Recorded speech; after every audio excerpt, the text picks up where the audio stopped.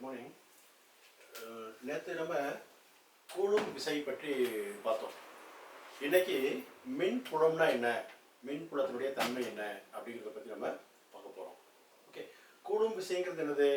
ரெண்டு charge, okay, Q1 Q2 அப்படிங்கிற ரெண்டு சார்ஜுகளுக்கு மின்னூட்டத்துக்கு மின் துகள்களுக்கு இடைப்பட்ட உள்ள விசை. ஓகே, இப்போ நம்ம என்ன பார்க்க போறோம்னா ஒரு சார்ஜ் மட்டும் வச்சு அதனுடைய மின் புலம்னா என்ன அப்படின்னு பார்க்க போறோம். ஓகே, மின் புலம்னா என்ன அப்படின்னு தெரிஞ்சுக்கிறதுக்கு ஒரு சின்ன எக்ஸாம்பிள் சொல்றேன். உங்க தெருவில் ஒரு சின்ன எக்ஸாம்பிள் தான். தெரு நாயெல்லாம் இருக்கும் இல்லையா? ஒரு புதுசா ஒரு வாகனம் வெளியில இருந்து வந்தாருன்னு சொன்னோம்னா அது குறைச்சிக்கிட்டு என்ன செய்யும்? ஓரளவு தூரம் தான் ஓடும். அதுக்கப்புறம் அந்த தெருவை அவங்க தாண்டினாங்க, அல்லது குறிப்பிட்ட தூரத்தை தாண்டினாங்கன்னா திருப்பி அதனுடைய இடத்துக்கு திருப்பி வந்துடும். அதை நம்ம என்ன சொல்றோம்னா அதனுடைய டெரிட்டரி அப்படின்னு சொல்றோம். ஒவ்வொரு அனிமலுக்கும் அதனுடைய டெரிட்டரி இருக்கும். ஓகே, அது தமிழில் கூட அவங்க சொல்லுவாங்க, கொம்புள்ளதற்கு 5, குதிரைக்கு 10, வம்புகைக்கு 1000 தான் வேண்டுமே அப்படின்னு சொல்லிட்டு. கொம்புள்ள அனிமலுக்கு என்ன செய்யுது? கொம்புள்ள மிருகங்களுக்கு 5 அடி தூரம் இருந்தால் போதும், குதிரைக்கு 10 அடி தூரம் இருந்தால் போதும் அப்படிங்கிற மாதிரி. அது மாதிரி ஒவ்வொன்றுக்கும் ஒரு ஃபீல்டு இருக்கும்.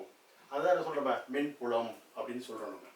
இப்போ ஒரு எக்ஸாம்பிள் சொல்கிறேன். இன்னொன்று, ஒரு மேக்னெட் இருக்கு. Okay, north pole south pole ஒரு மேக்னெட் இருக்கு.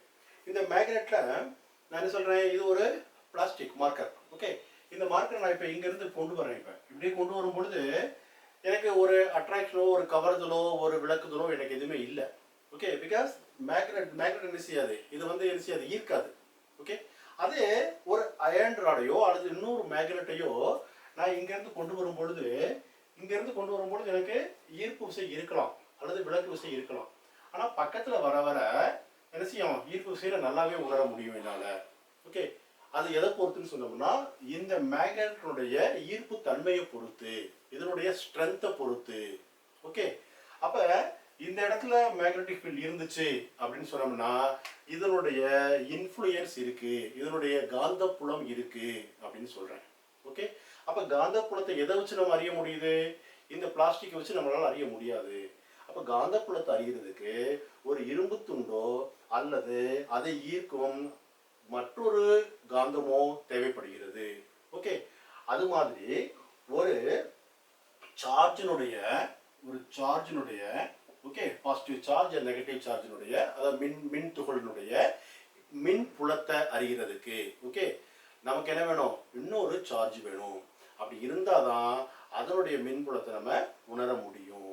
அதுக்காக நம்ம என்ன செய்யறோம், Qங்கிற ஒரு சார்ஜ் எடுத்துக்கிறோம். ஓகே, எடுத்துக்கிட்டோன்னு சொன்னோம்னா இப்போ என்ன பண்றோம், இந்த Q0ங்கிறது ஒரு டெஸ்ட் சார்ஜ், அதை நம்ம சோதனை மின் சார்ஜ் அப்படின்னு சொல்றோம். சோதனைக்கான ஒரு மின் துகள் அப்படின்னு சொல்றோம். அது யூனிட்னு சொல்றோம், ஓரளவு உள்ள அப்படின்னு சொல்றோம். அதை கொண்டு வரும் பொழுது அதனுடைய விசையை நம்ம என்ன செய்ய முடியும்? உணர முடியும்.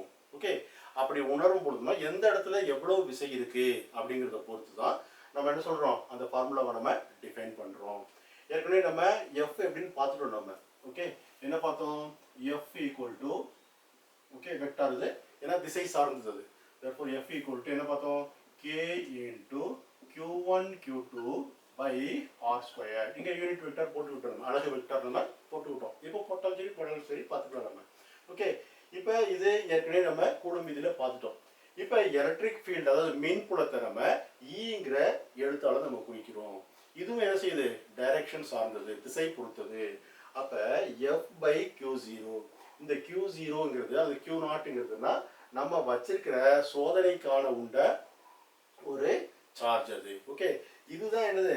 நம்மளுடைய மெயினான சார்ஜ். இந்த சார்ஜினுடைய மின்புலத்தை நம்ம கணிக்க போறோம். ஓகே, அப்படிங்கும் பொழுது E ஈக்குவல் டு இது வந்து நான் Qன்னு வச்சிருக்கேன், இதை Q0ன்னு வச்சிருக்கேன்.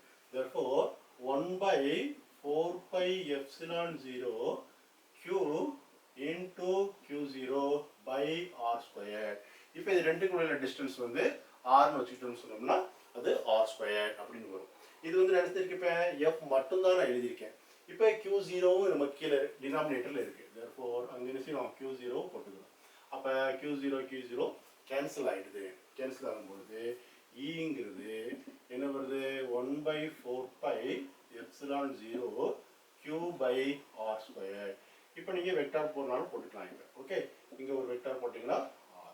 இப்போ இதுதான் என்னது? எலக்ட்ரிக் ஃபீல்டுக்கான ஃபார்முலா. எலக்ட்ரிக் ஃபீல்டோட ஃபார்முலா. இப்போ இது நம்ம என்ன திருப்பி இதை ரிவர்ஸ் பண்ணோம்னு சொன்னோம்னா, அதாவது இந்த டினாமினேட்டர் இருக்கிறத கிராஸ் பண்ணோம்னா உங்களுக்கு எஃப்க்கும் ஈக்குள்ள ரிலேஷன்ஷிப் கிடைச்சிரும். அடுத்தது மின்புலங்கிறது சோதனை மின்புலத்தை சார்ந்தது கிடையாது. இது வந்து என்ன செய்யும், இண்டிபெண்ட். இதுக்கு எவ்வளவு கிடையாது. இது வந்து ரொம்ப ரொம்ப நெக்லிஜிபிள். ஓகே, இதை வந்து என்ன செய்யணும், நம்ம தள்ளிப்பட்டு பண்ணிடலாம். இது வந்து இந்த மின்புலத்தை கால்குலேட் பண்ணும்பொழுது இது வந்து இது ஒன்றும் இல்லை அப்படிங்கிற மாதிரி. அடுத்தது அந்த எலக்ட்ரிக் ஃபீல்டு மின்புலம் எதை சார்ந்ததுன்னா inversely proportional to R square, எதிர்தகவு. ஆர் ஸ்கொயர், ஆர்னுடைய இருமடிக்கு எதிர்தகவுல இருக்கும். அதை நம்ம இங்கே குறிப்பிட்டிருக்கோம்.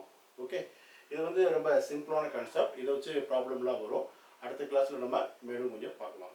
ரொம்ப காம்ப்ளிகேட்டட்னா உங்களுக்கு ரொம்ப டீட்டெயிலாக சொல்கிறேன். இது வந்து சிம்பிள் டாபிக். Okay, thank you. உங்களுடைய என்னென்ன கமெண்ட்ஸோ அதை கமெண்ட் பாக்ஸில் கொடுங்க. அடுத்தது உங்களுடைய ஃப்ரெண்ட்ஸ்க்கு ஷேர் பண்ணுங்கள். அப்போ தான் என்னால் எனக்கு ஒரு மோட்டிவேஷன் கிடைக்கும். நிறைய பேர் பார்க்குறாங்க, நம்ம நிறையா நம்ம அப்லோட் பண்ணலாம் அப்படின்னு சொல்லிட்டு. நிறையா நியூமெரிக்கல் ப்ராப்ளம்ஸ், நிறையா கடினமான டாப்பிக்லாம் நம்ம அப்லோட் பண்ண வசதியாக இருக்கும். தேங்க்யூ.